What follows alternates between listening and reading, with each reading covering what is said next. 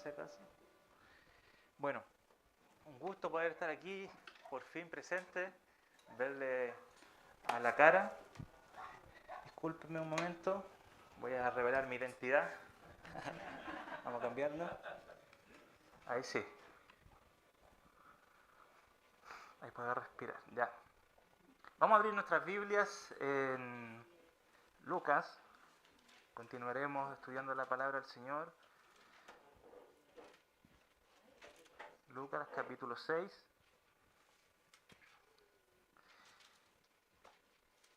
Versículos 37 al 42.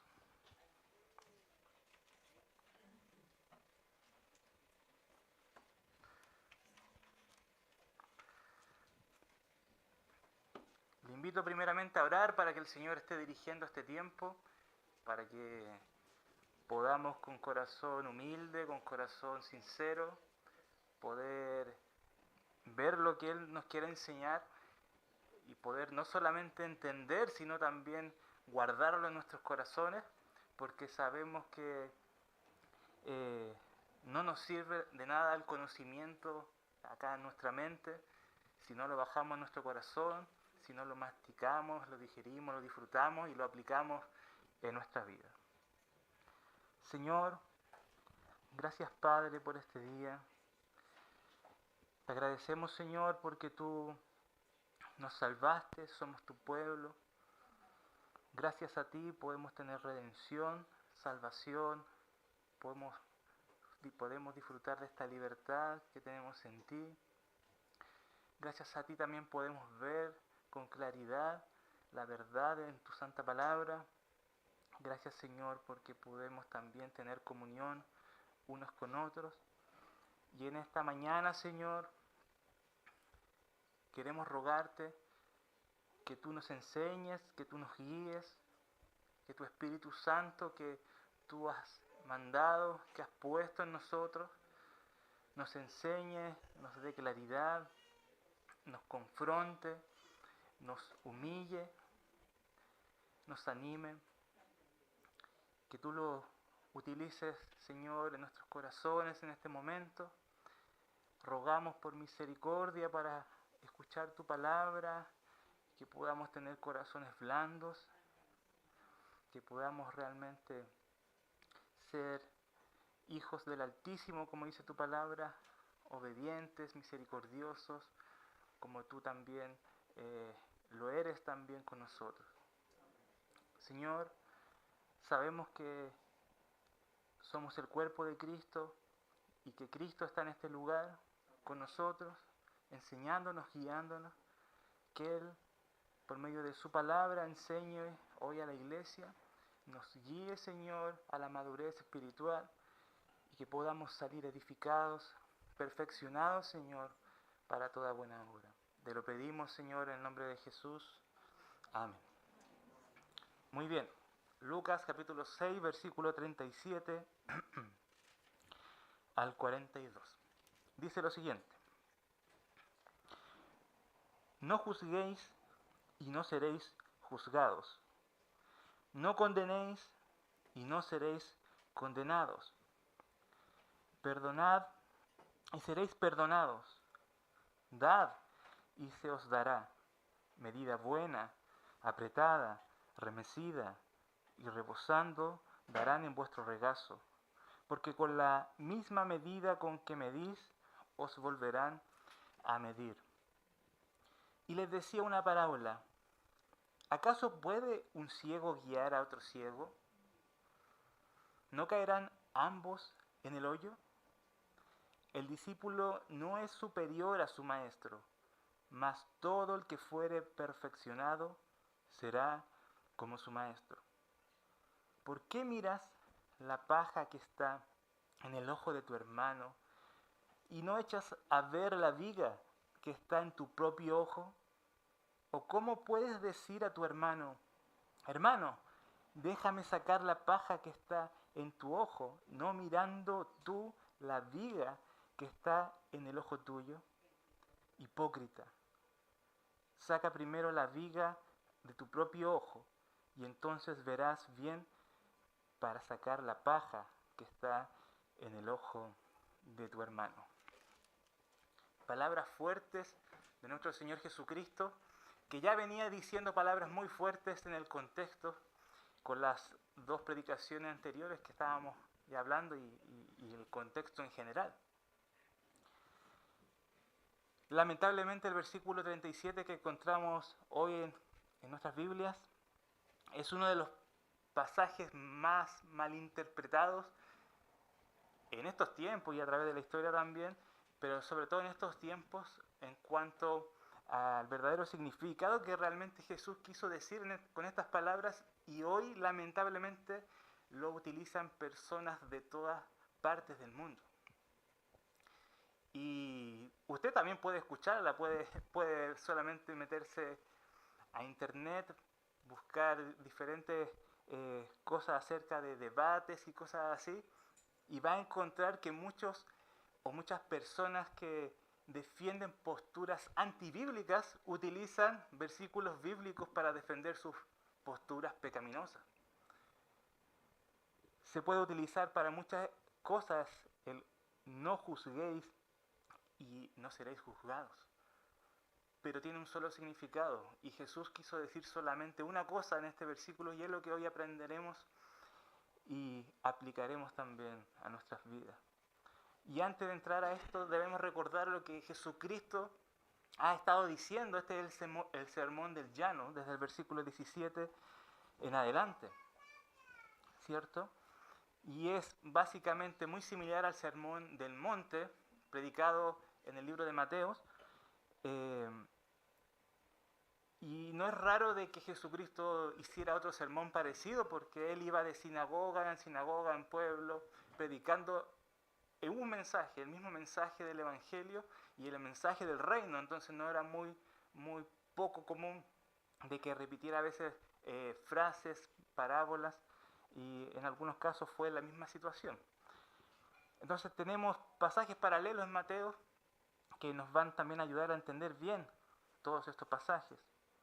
Pero debemos recordar que Jesús está hablando a los discípulos, primeramente, ¿cierto? Y les comienza diciendo, bienaventurados vosotros los pobres, ¿cierto? Y ya hemos aprendido todo lo que significan esas bienaventuranzas. Pero en resumen ha estado diciendo que los hijos del Altísimo son pobres en espíritu. Son personas que realmente se consideran pobres espiritualmente y que necesitan al Mesías y al Salvador. Los hijos del Altísimo son personas que tienen hambre y sed de justicia, que lloran por su pecado, que son aborrecidos por el mundo y ellos aman a sus enemigos, que bendicen a los que los maldicen, oran por los que los calumnian, no se vengan de quienes los hieren, prestan sin esperar una retribución por ello, y son misericordiosos como el Padre es misericordioso. Y este texto que nos encontramos ahora de frente no es un punto aparte, no es otro tema desligado de lo que hemos venido aprendiendo. ¿Ya? Estos títulos que con el tiempo se le pusieron no despegan el contexto, porque Jesús está diciendo aquí una misma cosa, un mismo mensaje acerca de los hijos del Altísimo. En el versículo 35 dice, amad pues a vuestros enemigos y haced bien y prestad, no esperando de ello nada, y será vuestro galardón grande y seréis hijos del Altísimo. Y esto es muy importante como termina en este verso. Y el verso 36 dice, porque Él, refiriéndose a Dios, porque Él es benigno para con los ingratos y malos. Y después dice, sed pues misericordiosos, como también vuestro Padre es misericordioso. Lo importante aquí, hermanos, no son simples reglas que debemos seguir, que tenemos que ser pobres, que tenemos que orar por los que nos calumnian, etcétera, etcétera. Lo importante aquí es ser como Dios, es imitar a Dios, Como decía el apóstol Pablo, ser imitadores de mí como yo soy imitador de Dios. ¿Por qué? Porque Él es benigno. Dice aquí, aún con los ingratos y los malos, con los que blasfeman su nombre, Él igual derrama su gracia común para con ellos. Les da alimento, les da lluvia, les da hogar. Les da mucha misericordia, porque han pasado miles de años llenos de la misericordia de nuestro Dios. Desde nuestro antepasado Adán hasta el día de hoy, nunca ha habido un día sin misericordia. Y por eso debemos ser como nuestro Padre. Somos hijos del Altísimo y debemos amar y buscar ser como Él. No será fácil. No será fácil por lo que hemos visto en el contexto, pero debemos amar y buscar ser como el Padre, benigno, misericordioso. Y en ese contexto venimos al versículo 37, que dice, no juzguéis y no seréis juzgados. ¿Está Cristo aquí diciéndonos un absoluto? Diciéndonos absolutamente no deben juzgar nada, ni a nadie, en total.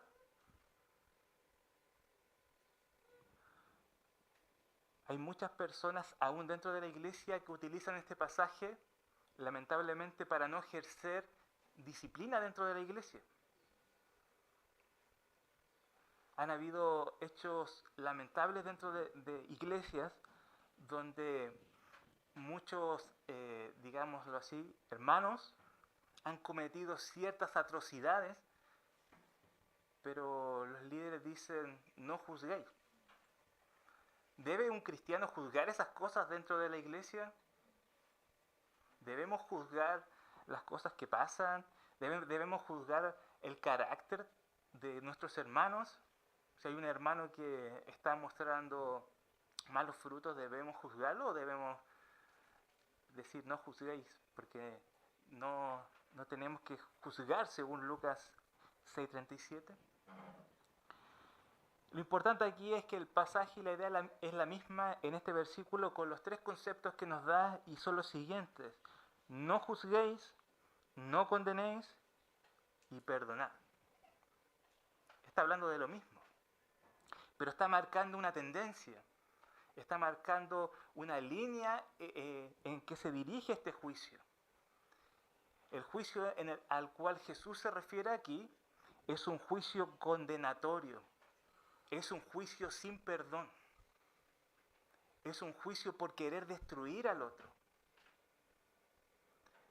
Si un hermano está en pecado, o ha caído, o está con carácter reprobado, yo no debo ir en contra de él para destruirlo, para condenarlo, y para patearlo de la iglesia y que se vaya sin perdón.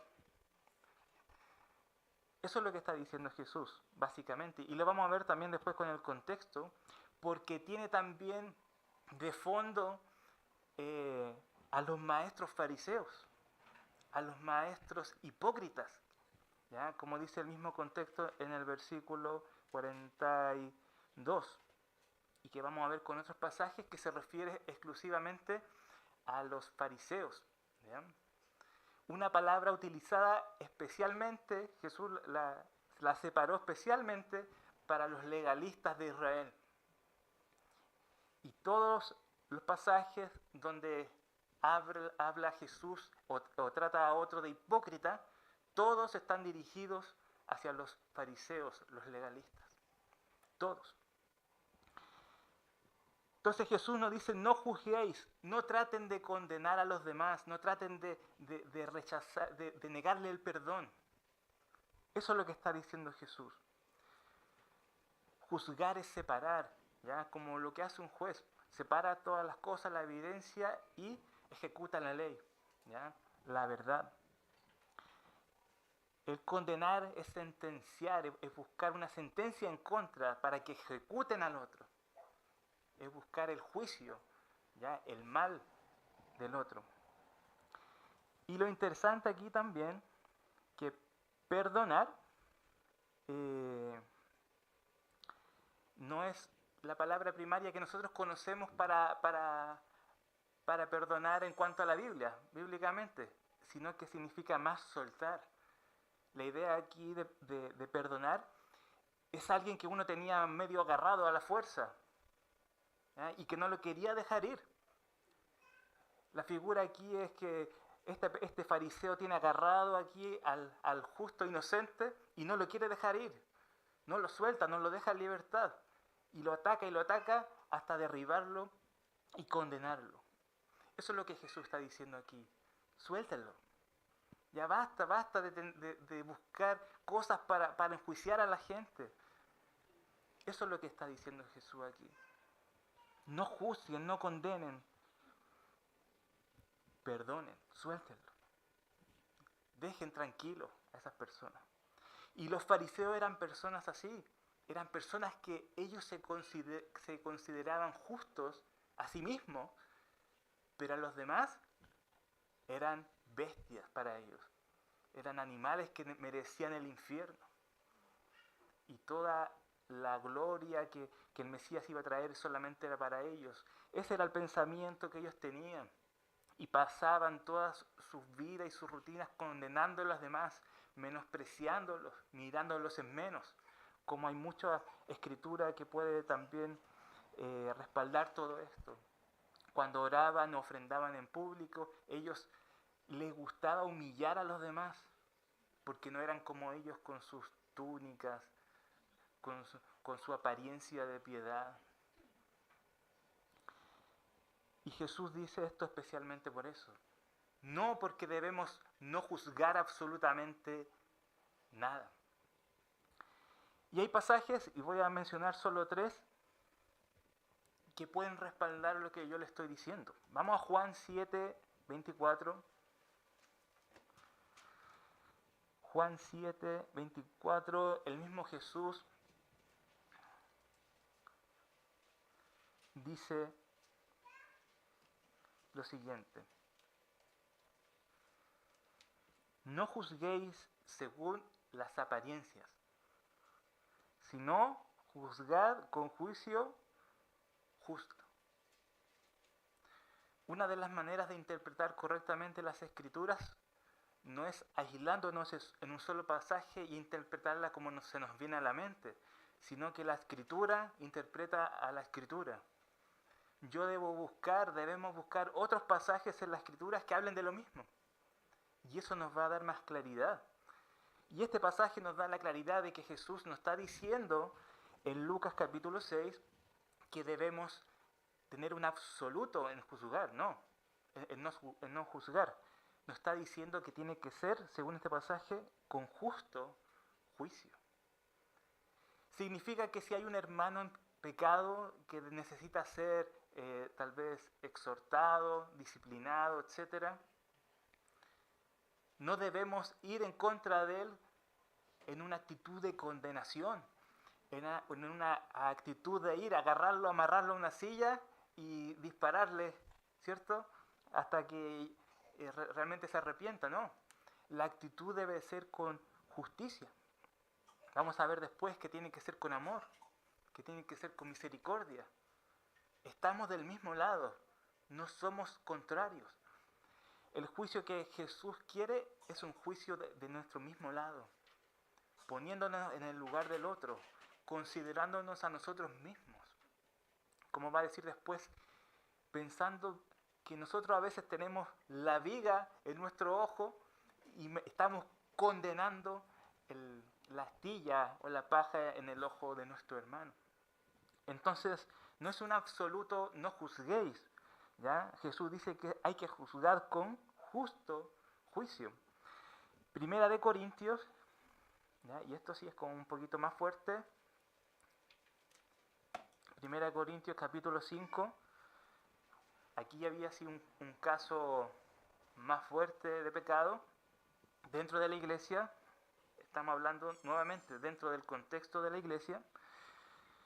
Versículo 9, Primera de Corintios capítulo 5, versículo 9 dice: os he escrito por carta que no os juntéis con los fornicarios. No absolutamente, con los fornicarios de este mundo, o con los avaros, o con los ladrones, o con los idólatras, pues en tal caso os sería necesario salir del mundo. Más bien os escribí que no os juntéis con ninguno que, llamándose hermano, fuere fornicario o avaro, idólatra, maldiciente o borracho o ladrón, con el tal ni aun comáis. Porque ¿qué razón tendría yo para juzgar a los que están fuera? ¿No juzgáis vosotros a los que están dentro? Porque a los que están fuera Dios juzgará. Quitad pues a este perverso de entre vosotros. Pablo aquí está explicando muy claramente que la iglesia debe juzgar a los que están adentro.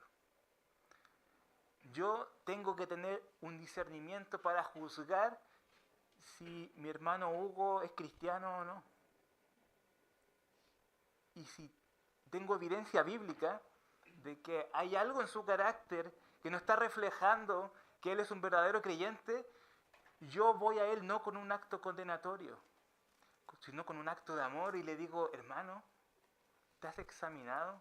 Mira, la palabra dice esto, pero tú estás transmitiendo esto. Estoy preocupado por tu alma. En vez de decir, no, este loco mundano, las cosas que publica en Instagram. Eso, así no se debe juzgar. ¿Ok? Y eso es lo que está diciendo Jesús aquí. El capítulo 6, del mismo capítulo, 1 Corintios, capítulo 6, versículo 1 al 5. ¿Osa alguno de vosotros, cuando tiene algo contra otro, ir a juicio delante de los injustos y no delante de los santos? ¿O no sabéis que los santos han de juzgar al mundo? Y si el mundo ha de ser juzgado por vosotros, ¿sois indignos de juzgar cosas muy pequeñas?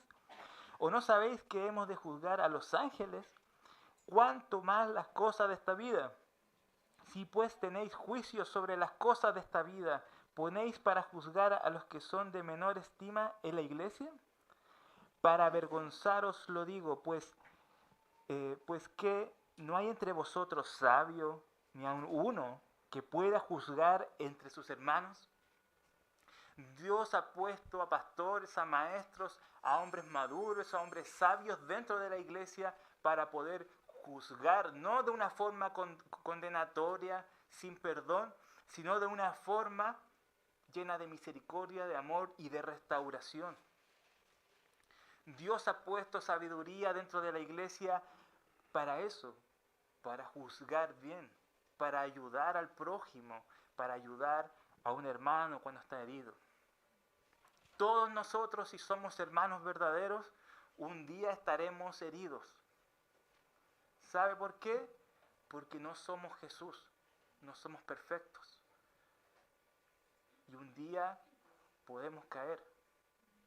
El enemigo es audaz, es inteligente, nos conoce y a veces nos espera años y años vigilándonos solamente para esperar el momento preciso para pisotearnos.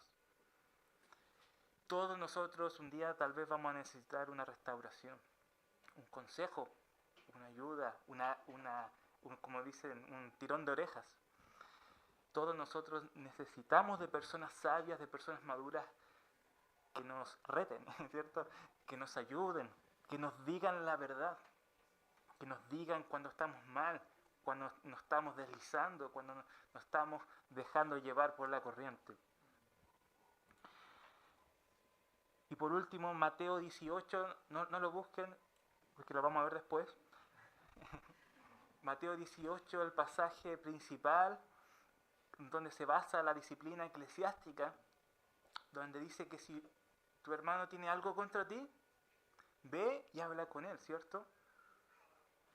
Si no se pudiera realmente juzgar y entendiéramos Lucas 6, 37 como un no absoluto, no juzguéis a nadie, tampoco podríamos juzgar a los que nos hacen daño o a los que pecan contra nosotros. ¿cierto? Si alguien me daña, yo puedo decir, no, yo no lo voy a juzgar, no juzgué a nadie. No, la Biblia me dice, ve y habla con tu hermano. Y si él te escucha, has ganado a tu hermano. Si es que no, ve con otro hermano maduro. Y si les escucha a los dos, has ganado a tu hermano. Y si no, llévalo a la iglesia. Y si no, tenlo por incrédulo. Entonces el Señor ha puesto estas cosas, esta enseñanza, para que ejerzamos el juicio dentro de la iglesia. Volviendo a Lucas capítulo 6, aún el mismo contexto nos va a decir que debemos tener juicio sobre los que están alrededor nuestro. ¿Ya? Debemos juzgar el carácter de otro, debemos fijarnos si realmente nuestro hermano es un hermano o es alguien que está engañado. ¿Ya? Yo he servido por años, no aquí, gracias al Señor, todavía, he servido por años junto a hermanos fieles, ejemplares dentro de la iglesia,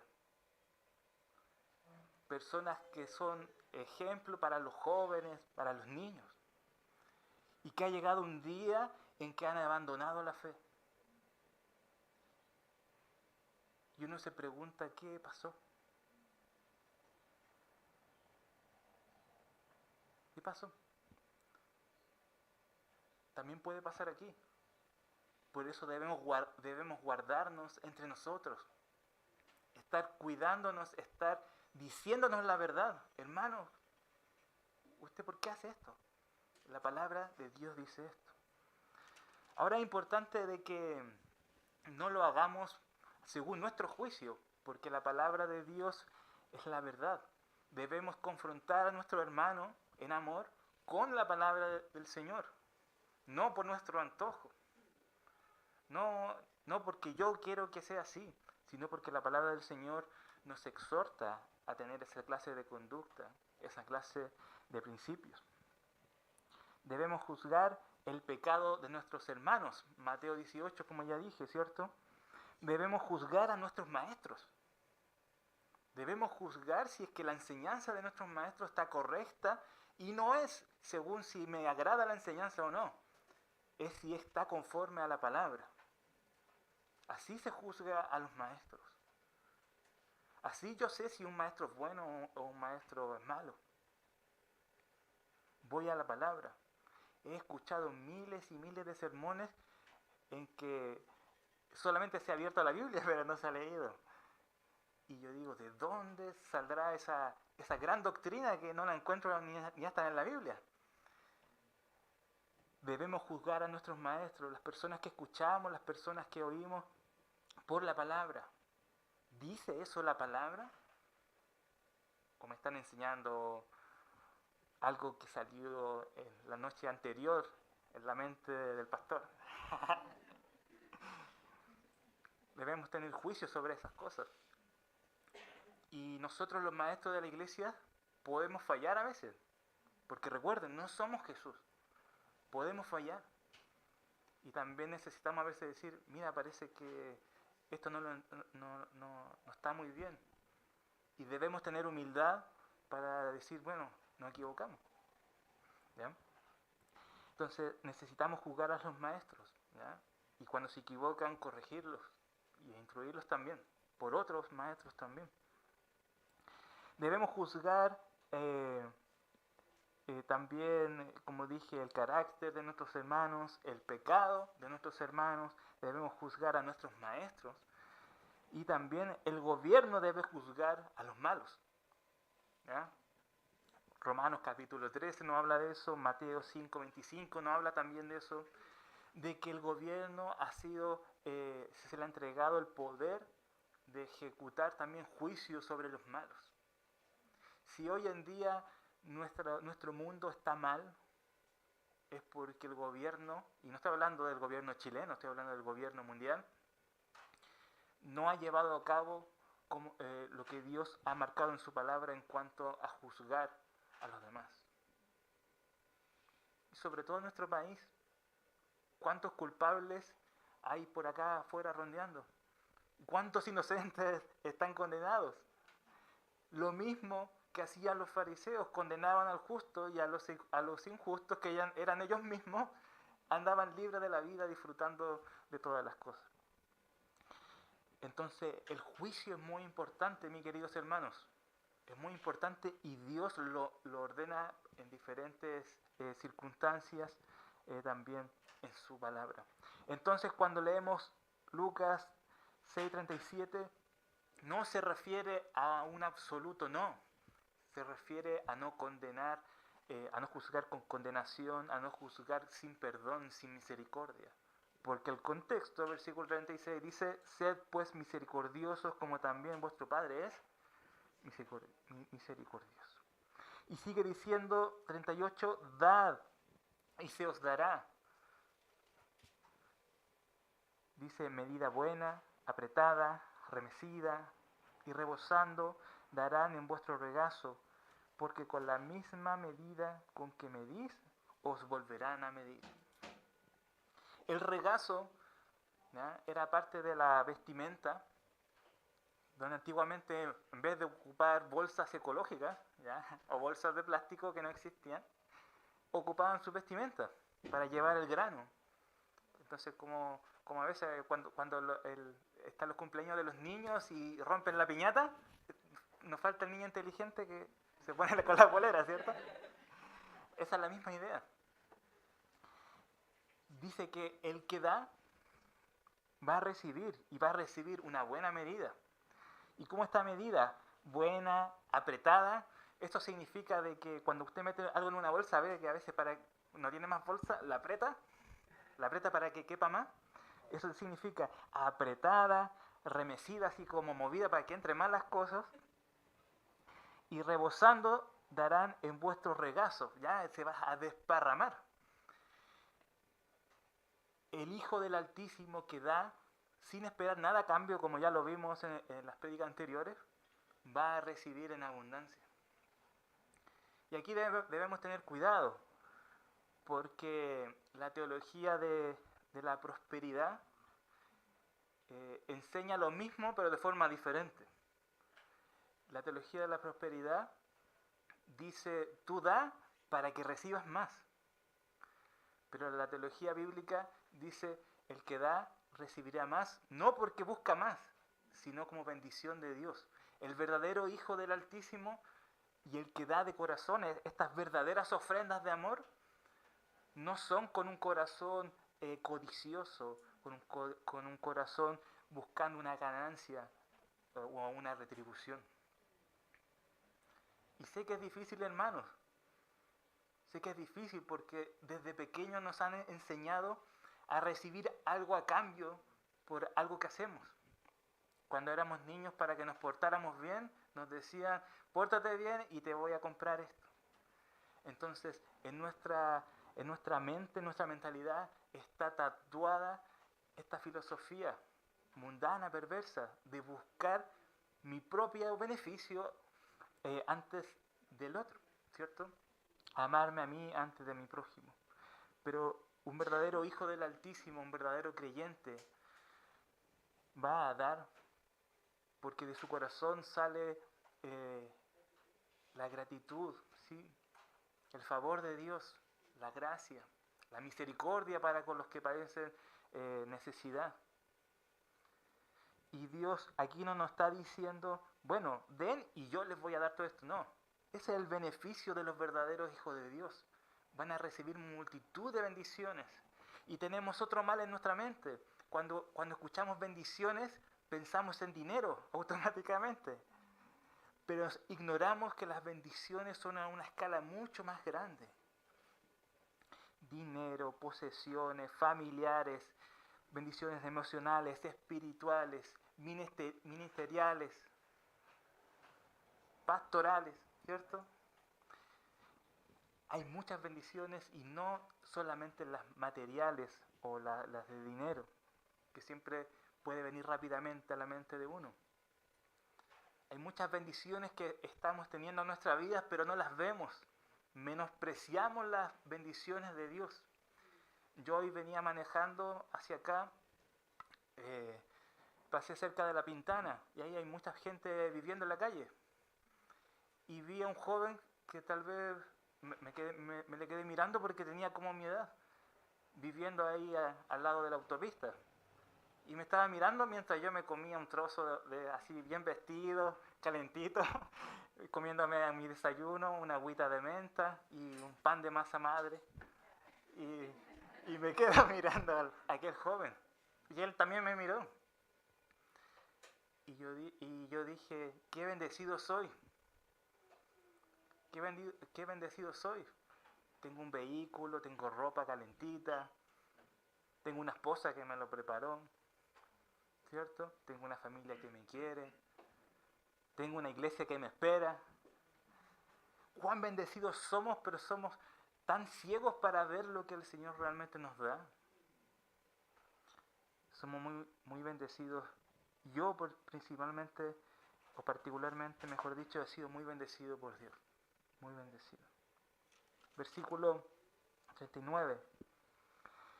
Acá entramos a dos pasajes que están metidos al medio y que en un principio yo decía, ¿por qué están aquí? No tienen nada que ver. Se equivocó Lucas. Y no, obviamente Lucas no se equivocó.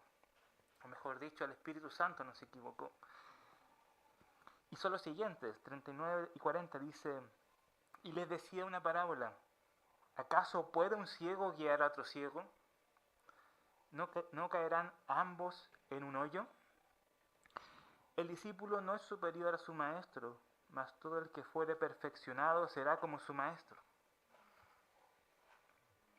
Y yo me preguntaba, ¿qué significa esto? Porque estos dos pasajes salen en otros libros, pero salen en otros contextos. Pero al parecer Dios, el Señor Jesucristo, lo utilizó para dar un ejemplo, para enseñar algo también en este contexto. Lo interesante aquí es la palabra guiar. ¿Acaso puede un ciego guiar a otro ciego? Guiar es la misma palabra, aparece muy pocas veces esta palabra. Aparece para esta parábola y en otro evangelio, y también aparece en dos otros pasajes. Está en el pasaje de Juan, donde dice que el Espíritu Santo nos guiará a toda verdad. Y otro en Apocalipsis 7:17, que dice de que el Cordero nos apacentará, nos guiará. ¿Y qué significa esta palabra? Y es mostrar el camino, es enseñar. Es como cuando usted quiere ayudarle a un no vidente, a una persona ciega, a cruzar la calle. Usted le guía y le aparta de dónde están los hoyos. Le advierte, cuidado, aquí hay una vereda. Eso significa esa palabra, es llevar paso a paso. Y los fariseos hipócritas estaban llevando a las multitudes a hoyos profundos. Y la gente les seguía, la gente creía en ellos. La gente decía, qué lejos estamos de Dios, porque tenemos que ser como estos fariseos para alcanzar el cielo. Y estos fariseos hipócritas les mentían a la gente para aprovecharse de ellos y los lanzaban libremente a los hoyos. Dicen en otros pasajes de que ellos se aprovechaban hasta de las viudas, les robaban sus terrenos, se aprovechaban de todo su puesto para tener ganancia también, para tener, muchos de ellos solamente querían gloria, que los alabaran. Por eso, ¿puede acaso un ciego guiar a otro ciego?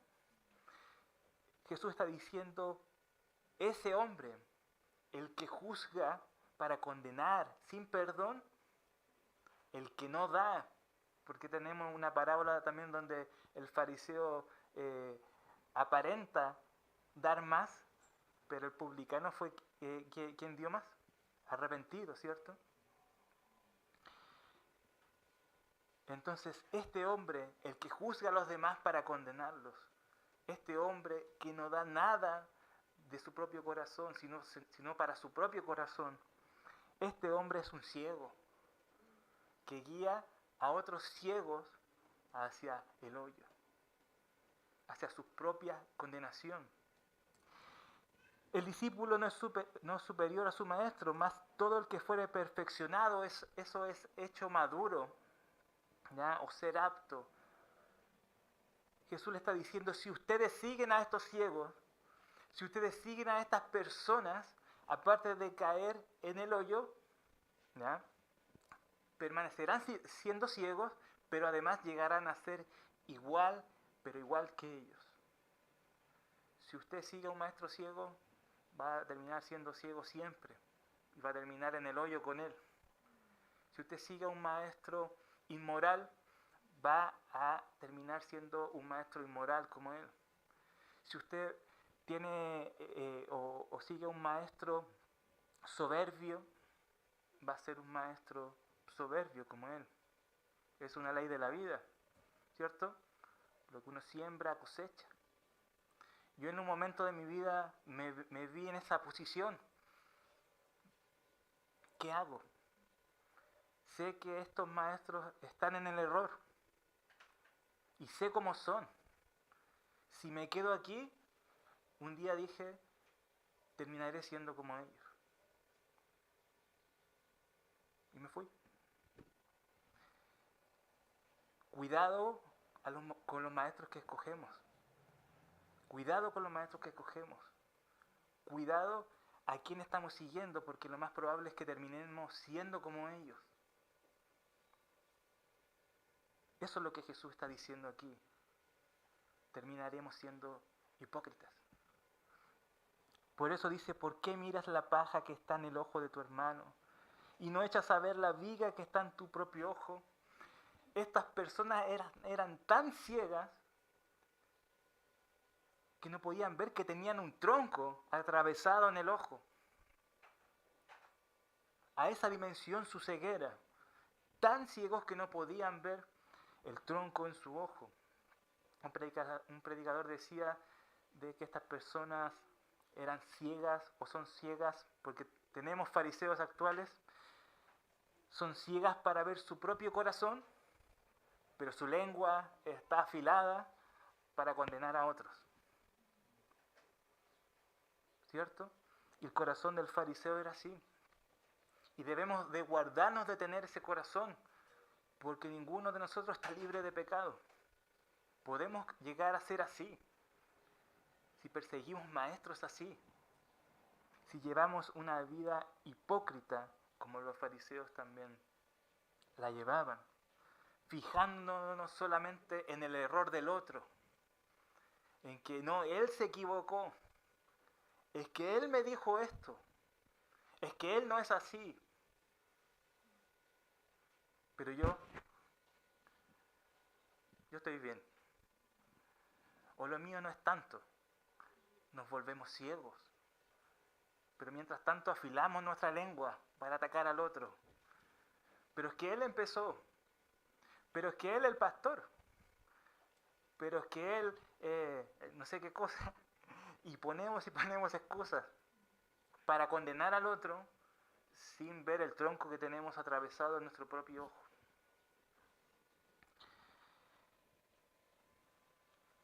Hipócrita, dice el versículo 42, es un individuo que finge y pretende ser alguien distinto al que es en realidad. Y significa literalmente ponerse bajo una máscara. Esta palabra es bien antigua, que se utilizaba también para un poco como la adivinanza o para algo más las cosas más ocultas, pero después lo tomaron los griegos para el teatro. Y ustedes conocen esas máscaras antiguas, ¿cierto? Con que se hacía el teatro, ¿cierto? Que uno agarraba ahí, ahora la gente se saca fotos con las máscaras, pero eran máscaras que personificaban a alguien, a un personaje, y el actor interpretaba el personaje que la máscara decía. Si la máscara estaba contenta, él interpretaba felicidad. Si su máscara era triste, él interpretaba tristeza. Y esta es la idea de hipócrita. Es alguien que se pone la máscara. Y que lo que todos nosotros vemos es una farsa, es un personaje. Está interpretando un personaje. En nuestro caso tal vez sería un personaje religioso, un personaje bueno, un personaje que le gusta dar a los demás, un personaje que ora muy bien, un personaje que es el mejor cristiano ejemplar de la iglesia, que es el personaje más humilde de la iglesia. Podemos llegar a tener esas caretas nosotros también. Y eso significa hipócrita. Marcos, vamos a Marcos capítulo 7, versículo 6.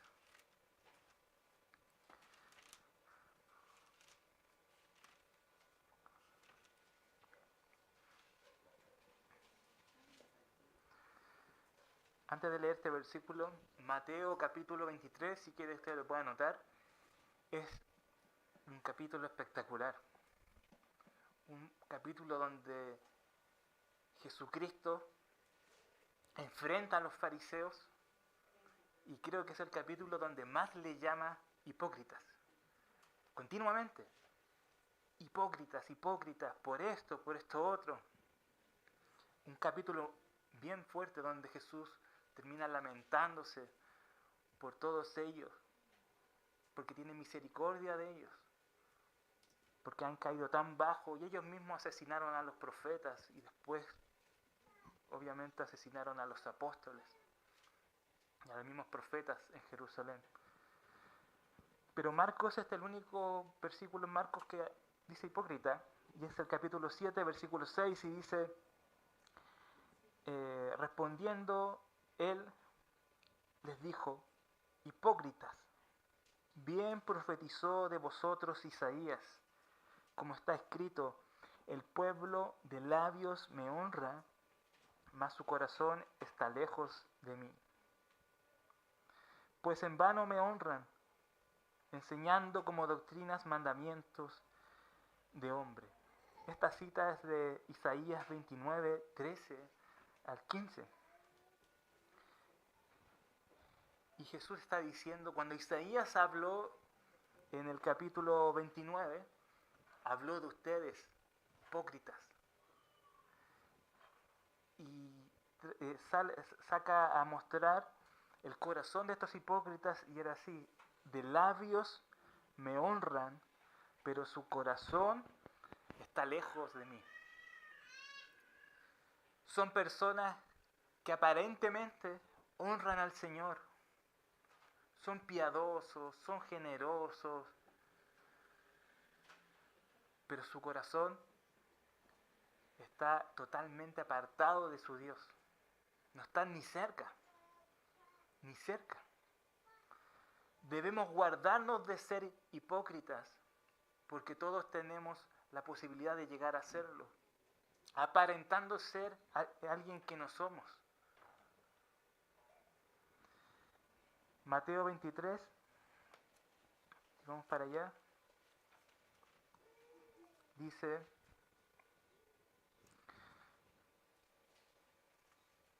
versículo 3, así que todo lo que os digan que guardéis, guardadlo y hacedlo, mas no hagáis conforme a sus obras, porque dicen y no hacen. Así son los hipócritas. Hablan mucho, hacen poco, ¿cierto? Los fariseos hablaban de la misericordia, pero cuando había que hacer misericordia, se echaban a volar. Versículo 5, antes hacen todas estas obras para ser vistos por los hombres. Eso es lo que busca el hipócrita, ser visto, ser enaltecido, ser tratado de una forma justa, honrada, con privilegios. Dice, pues ensanchan sus filacterias y extienden los flecos de sus mantos y aman los primeros asientos de las cenas y las primeras sillas de las sinagogas. Aquí al frente. No estoy diciendo que ellos están aquí porque están sirviendo, no porque quisieron ser vistos al frente, por si acaso. No los juzguen, ¿eh?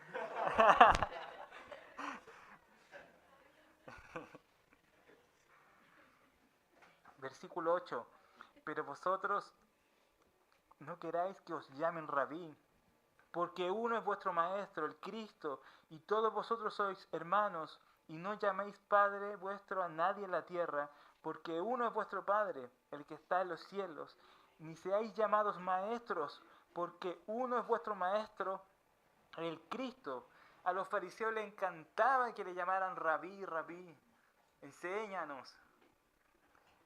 Les levantaba el corazón eso, ¿cierto? Se enorgullecían, se iban felices para la casa. Versículo 13. Mas ay de vosotros, escribas y fariseos, hipócritas, porque cerráis el reino de los cielos delante de los hombres, pues ni entráis vosotros, ni dejáis entrar a los que están entrando. Ay de vosotros, escribas y fariseos, hipócritas, porque devoráis las casas de las viudas, y con pretextos hacéis largas oraciones, por esto recibiréis mayor condenación. Ay de vosotros, escribas y fariseos, hipócritas, porque recorréis mar y tierra para ser un prosélito, y una vez hecho le hacéis 2 veces más hijos del infierno que vosotros. Ay de vosotros, mire lo que dice, guías ciegos, que decís, si alguno jura por el templo no es nada, pero si alguno jura por el oro del templo es deudor. Insensatos y ciegos les llama el Señor. Versículo 23. Ay de vosotros, escribas y fariseos, hipócritas, porque diezmáis la menta y el eneldo y el comino y dejáis lo más importante de la ley, la justicia, la misericordia y la fe. Esto era necesario hacer sin dejar de hacer aquello. 24. Guías ciegos, que coláis el mosquito y tragáis el camello. Ay de vosotros, escribas y fariseos, hipócritas, porque limpiáis lo de fuera del vaso y del plato, pero por dentro estáis llenos de robo y de injusticia. Fariseo ciego, limpia primero lo de dentro del vaso y del plato para que también lo de fuera sea limpio. Volviendo a Lucas, el Señor nos dice, hipócrita, saca primero la viga de tu ojo para poder ayudar a tu hermano y quitarle la paja de tu ojo. Dice el 42.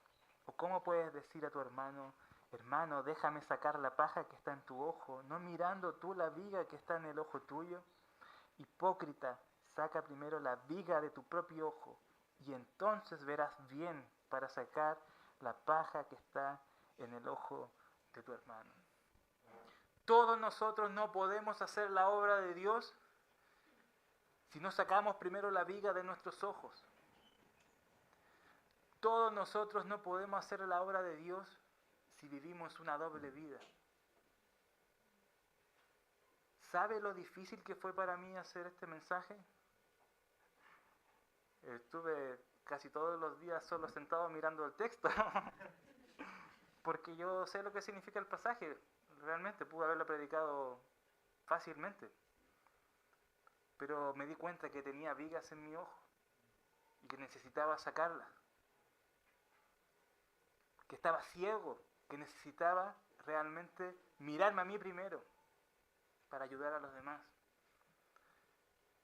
Y este mensaje es un mensaje de autoexaminación, no para hacerlo una vez en la vida y vivir felices para siempre, sino cada día de nuestras vidas. Que no descuidemos nuestra vida espiritual, porque lentamente nos vamos convirtiendo en un fariseo. Lentamente nos vamos convirtiendo en alguien hipócrita. Y no podemos terminar en el hoyo. Satanás quiere que terminemos ahí. Saquemos la viga de nuestros corazones que están en nuestros ojos y que somos tan ciegos para verla. Analicémonos, miremos nuestros corazones. ¿Hay algo que se está interponiendo entre Dios y yo? ¿Hay algo que se está interponiendo entre la comunión día a día con nuestro Dios? nosotros, ¿cierto? Hay algo que se está interponiendo para llevar una buena relación matrimonial. Hay algo que se está interponiendo para realmente ser un buen padre, para educar y enseñar a nuestros hijos. Si queremos ser buenos padres, buenos esposos, buenas esposas, debemos sacar primero las vigas que están en nuestros ojos. Yo he escuchado y he visto literalmente familias, padres, mejor dicho, que les dicen a sus hijos, y yo como en esos, me acuerdo en esos tiempos, como personas que discipulaban a sus hijos, me decían, enséñale que lea la Biblia, dile. Y mi pregunta, ¿él veía que ustedes leían su Biblia? Es necesario en ese caso sacar yo mi viga del ojo para poder ayudar a mi prójimo, a mi esposa, a mi esposo, a mis hijos. Nosotros somos el primer ejemplo. Necesitamos autoexaminarnos día a día y ver si realmente estamos siendo hipócritas, si es que estamos dibujando alguna careta en nuestras vidas. El Señor hoy nos ha enseñado muchas cosas, ¿cierto? Uno, que el juicio que debemos hacer ante los demás debe ser con amor, con misericordia. Que no debe ser un juicio condenatorio, con crítica, sin amor, ¿cierto? Sino lleno de verdad y lleno de misericordia, buscando el bien del otro. Buscando el bien del otro, por amor. Una de las personas que más le ama en la vida, ¿sabe quién es? El que le dice la verdad. No importa cuánto le vaya a doler.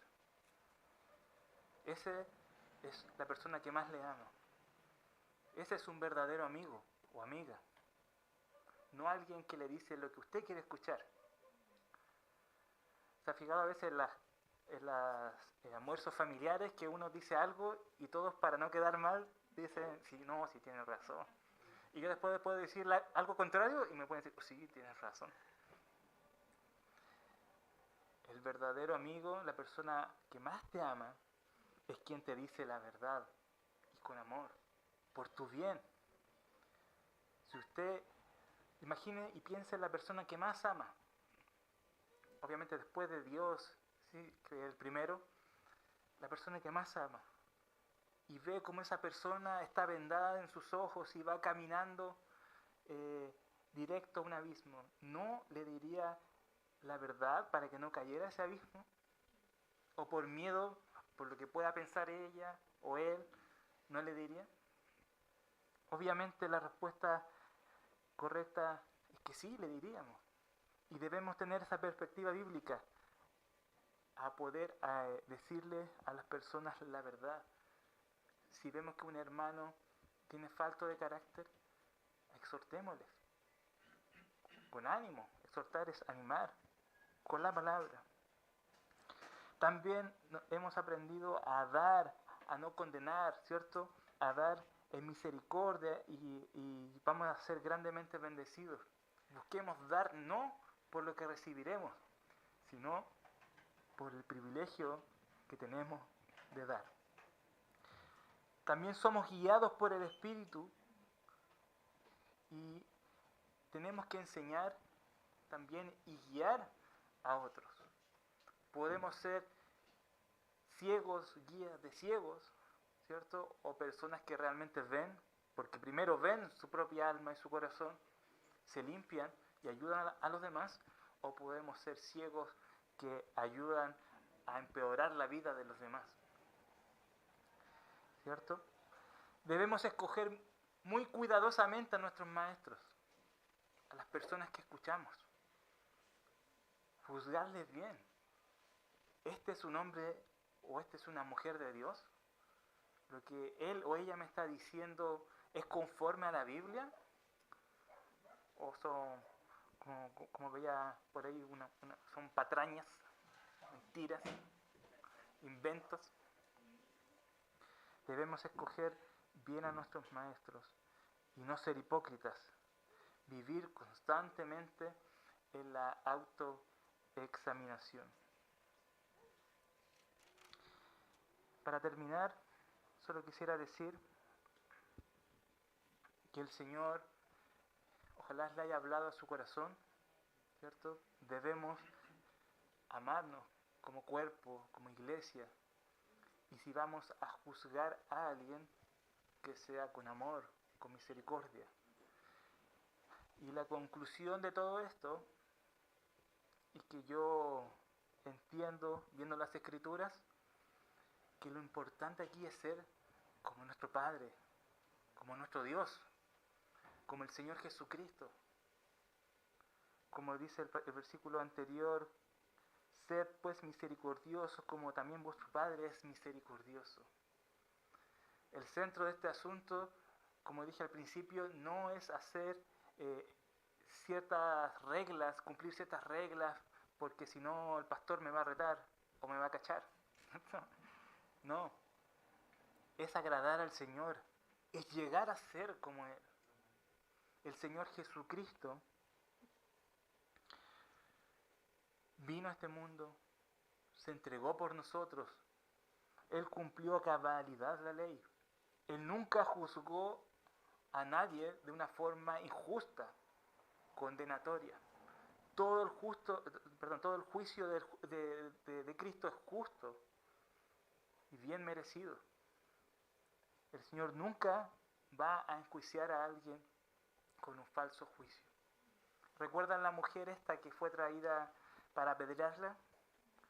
¿Por qué el Señor no la enjuició?